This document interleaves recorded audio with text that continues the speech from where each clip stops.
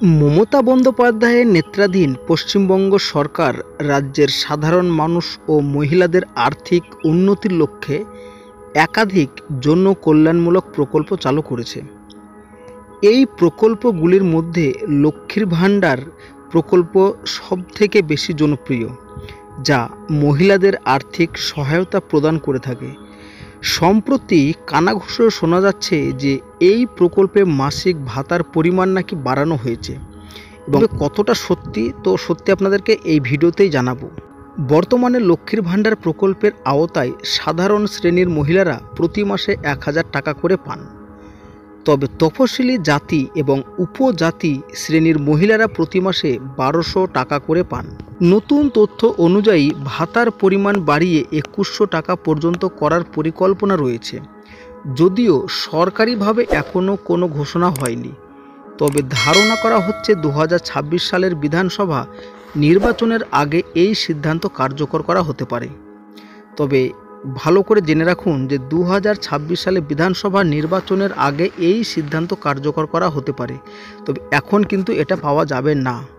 তো আরও জানানো হয়েছে, লক্ষ্মীর ভাণ্ডার প্রকল্পের মাধ্যমে সরকারের মূল উদ্দেশ্য হলো রাজ্যের মহিলাদের আর্থিক সুরক্ষা প্রদান করা এবং তাদের জীবনযাত্রার মান উন্নত করা। যদি ভাতা বৃদ্ধির পরিকল্পনা বাস্তবায়িত হয়, তাহলে এটি মহিলাদের আর্থিক ক্ষেত্রে বড় সুবিধা প্রদান করবে। ভাতা বৃদ্ধির সম্ভাব্য খবরে রাজ্যের মহিলারা অত্যন্ত খুশি। এই প্রকল্পের সুবিধা নিতে আবেদনকারী মহিলাদের দ্রুত ব্যাংক অ্যাকাউন্ট কেওয়াইসি আপডেট ও আধার লিঙ্কিং সম্পূর্ণ করার পরামর্শ দেওয়া হয়েছে। ভবিষ্যতে সরকারের আনুষ্ঠানিক ঘোষণা এই বিষয়ে আরও পরিষ্কার ধারণা দেবে এবং মহিলাদের আর্থিকভাবে স্বাবলম্বী করার ক্ষেত্রে এই প্রকল্প একটি ভূমিকা পালন করবে। তো এক নজর দেখে নেওয়া যাক 2025 সালে লক্ষ্মীর ভাণ্ডার আবেদনকারীর কি ডকুমেন্টস জমা করতে হবে। ভাতার জন্য আবেদন করতে হলে নিম্নলিখিত যোগ্যতাগুলি পূরণ করতে হবে। 1. আবেদনকারী মহিলার ব্যক্তিগত ব্যাংক অ্যাকাউন্ট থাকতে হবে। জয়েন্ট অ্যাকাউন্ট থাকলে এই প্রকল্পের ভাতা প্রদান করা হবে না। 2. ব্যাংক অ্যাকাউন্টের সঙ্গে কেওয়াইসি আপডেট থাকা আবশ্যক। 3. ব্যাংক অ্যাকাউন্টের সঙ্গে আধার নাম্বার লিঙ্ক থাকতে হবে। 4.